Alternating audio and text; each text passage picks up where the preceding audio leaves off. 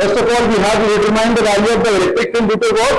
अभी हमें किसके लिए निकालना है? 3 स्फेरिकल शेल के लिए निकालना है। स्फेरिकल शेल मतलब अंदर से खोखला होगा वो, मतलब क्या होता है शेल दो, मतलब अगर मैं स्फेरिकल कंडक्टर की बात करूं, स्फेरिकल कंडक्टर पूरा सॉलिड स्ट्रक्चर हो सकता है, और दूसरा केस क्या होगा? स्फेरिकल शेल होगा। शेल मतलब अंदर से खोखला। तो हमें क्या लेना है? यहां पर एक स्फेरिकल शेल कंसीडर करना है पहले तो, ठीक है।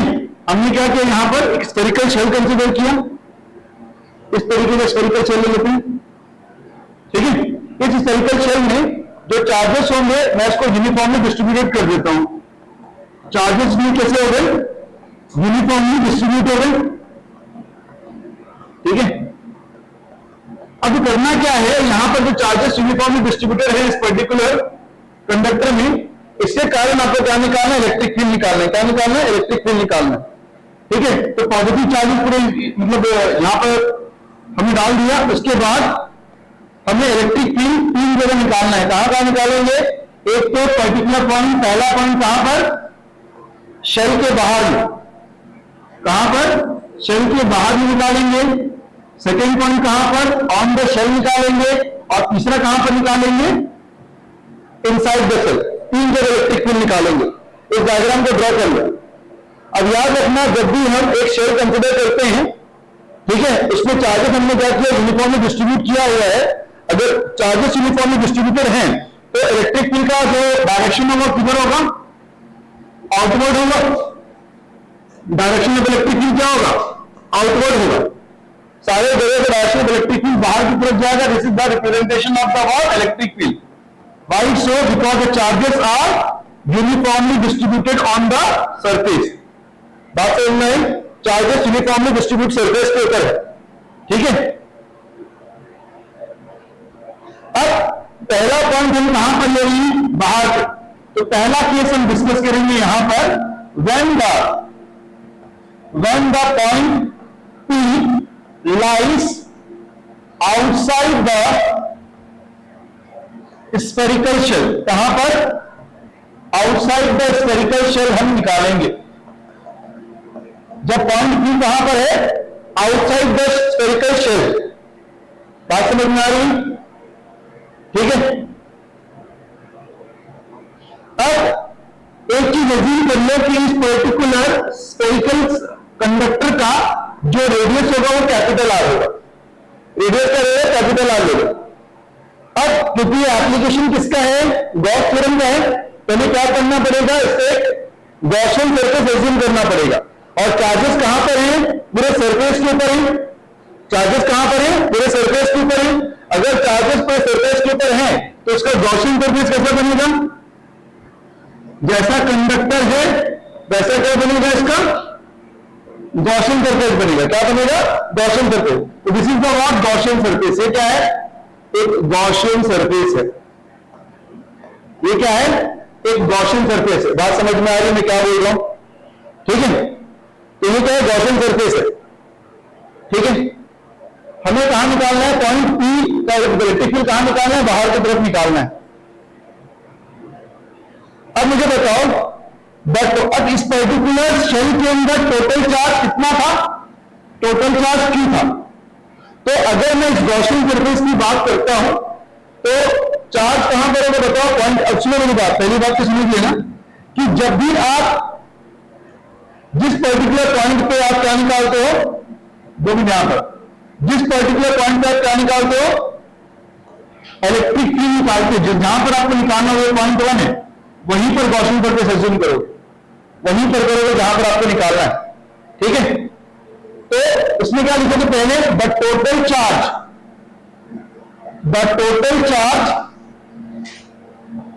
Inside the Gaussian surface, inside the Gaussian surface क्या होगा? The total charge inside the Gaussian surface क्या होगा? Q होगा। सीधी सी बात है, ठीक है। अब मुझे बताओ Q के लिए फॉर्मूला क्या बताया था मैंने? Because we are dealing with surface charge density.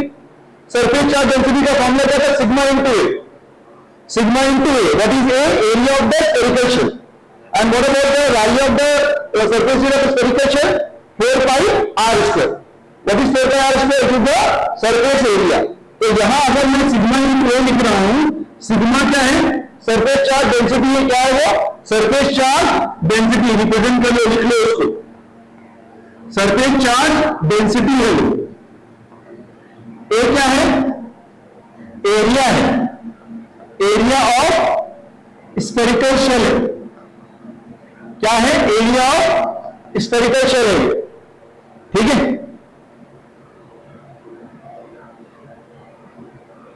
Area of spherical shell.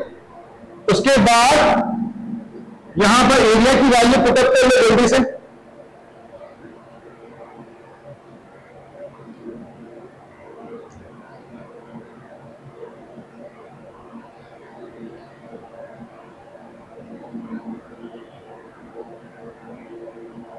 हाँ, तो यहां पर Q की वैल्यू कितनी आ जाएगी?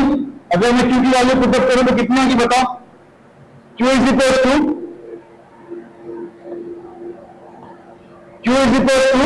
सिग्मा ए था, तो Q बराबर sigma into A. What about the value of A? 4 pi are square.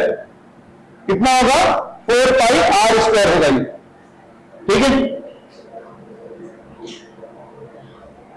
लेकिन what about the formula for electric flux बताओ?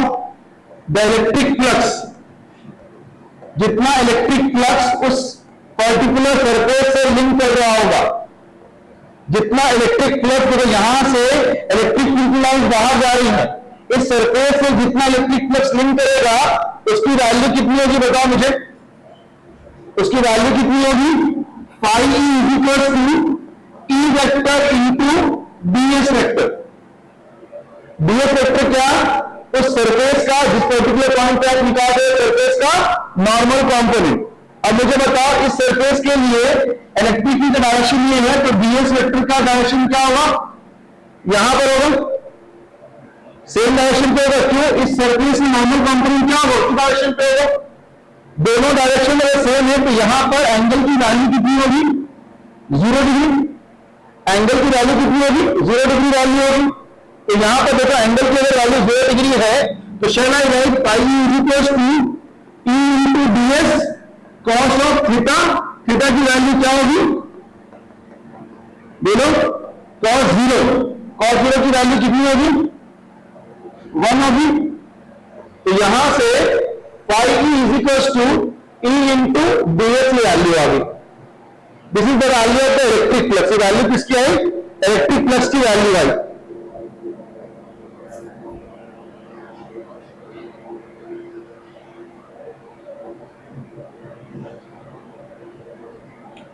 ठीक है।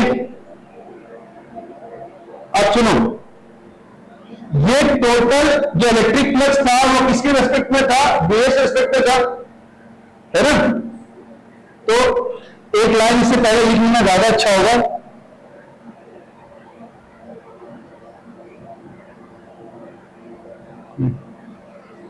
इसको मिटाना, तुम पूरा मिटाना मत, तुम्हें क्या लिखना पहले समझना मेरी बात, है ना। एडीएस का ऑप्शन आ गया।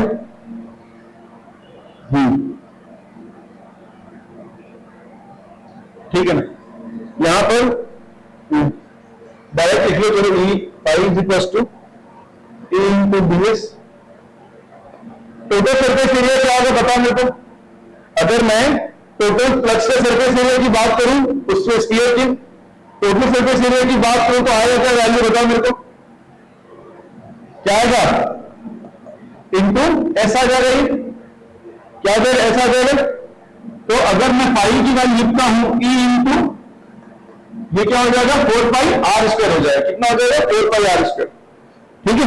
इसलिए मैं यहां पर क्या कर रहा था तो कंफ्यूजन के लिए यहां पर डी पाई कर लोगे, उसके बाद पाई के लिए एक स्टेप ये जोड़ देना।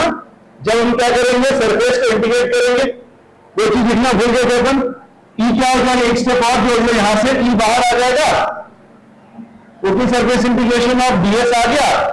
अगर मैं पूरे स्फेरिकल सरफेस का इंटीग्रेशन करूंगा तो मेरा क्या आएगा? टोटल सरफेस एरिया आ जाएगा। टोटल सरफेस एरिया का फॉर्मूला क्या होता है? सरफेस एरिया ऑफ स्फीयर का फॉर्मूला क्या होगा? दैट इज, उधर चले जाओ 2 मिनट रुको।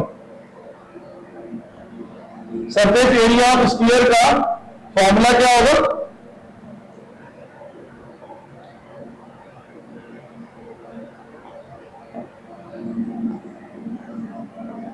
सरफेस एरिया ऑफ स्फीयर का फॉर्मूला क्या होगा बताओ मेरे को, 4 पाई आर स्क्वायर। ये ब्रैकेट में नोट कर लेते, ठीक है। तो this is the value of the electric flux. Okay, let it be this is the first equation, इसको फर्स्ट इक्वेशन लिख लो, ठीक है। बाय गॉस थ्योरम क्या वैल्यू होती है बताओ, गॉस थ्योरम का फॉर्मूला क्या बताया था मैंने, phi is equal to q by epsilon naught. क्या बताया था, phi is equal to q by epsilon naught बताया था। अगर ये दोनों इक्वेशन को मैं इक्वेट करता हूं, यहां समझ में आया, मैंने इसको करेक्शन किया। पहले हमने डीएस मतलब छोटे सरफेस का डी फाई ही होगा, तो डी फाई के लिए कॉस थीटा कॉस 0 आ गई। टोटल इलेक्ट्रिक फोर्स निकालना होगा तो क्या करेंगे अपन, उसको क्या करेंगे, उसको इंटीग्रेट कर देंगे। इसको इंटीग्रेट कर देंगे E into D S cos theta को, ई बाहर आ जाएगा, ठीक है। समझ में स्टेप समझ में आ रहे हैं। उसके बाद ये वैल्यू आ गई। तो from first and second equation अगर मैं इसके बाद बात करता हूं, अगर मैं यहां पर ये नेक्स्ट स्लाइड में जाते हैं, तो total from first and second equation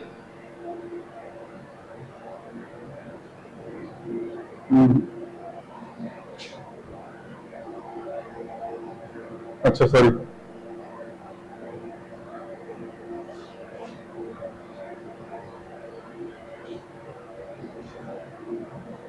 हाँ यहां पर देखो, from first and second equation क्या होगा, from first and second equation क्या होगा वैल्यू बता, फाई ई बराबर क्या आएगा, इसको अच्छे से लिख देते हैं, from first and second equation Q by epsilon naught is equals to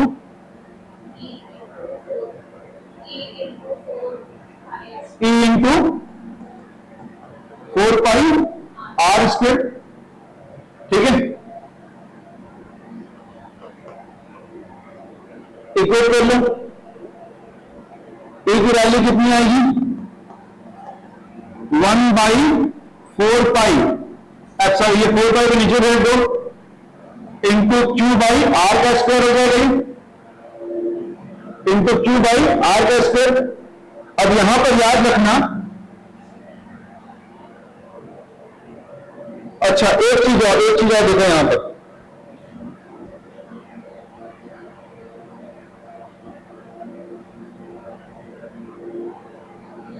यहां पर एक चीज देखना, इस पर्टिकुलर सरफेस का एरिया रेडियस कितना कैपिटल आर, लेकिन यहां पर एक डिस्टेंस एक डायग्राम में नोट कर लो, डायग्राम एक्चुअली हम लिखना भूल गए, उसको नोट कर लो कि सेंटर से लेके इस पर्टिकुलर पॉइंट तक का डिस्टेंस कितना होगा, स्मॉल आर होगा। जिस पर्टिकुलर फील्ड पे सेंटर से लेकर वो पर्टिकुलर पॉइंट तक डिस्टेंस कितना होगा, स्मॉल आर होगा, जहां पर हम इलेक्ट्रिक फील्ड निकालते हैं। बात समझ में आई।